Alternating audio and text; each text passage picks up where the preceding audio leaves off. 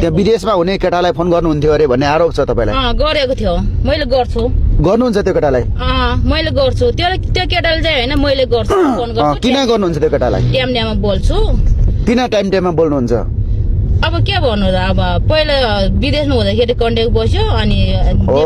नेपालमा आएपछि त्यसले मेरो मोबाइल सबै खोसेर त्यसले बोक्यो अनि उहाँको सिधै भन्नुपर्दा उहाँको माया जालमा उहाँको न्यानो मायामा डुबिसक्नु भएको छ एउटा साथीको रूपमा मात्रै बोलेको म हामी त्यस्तो होइन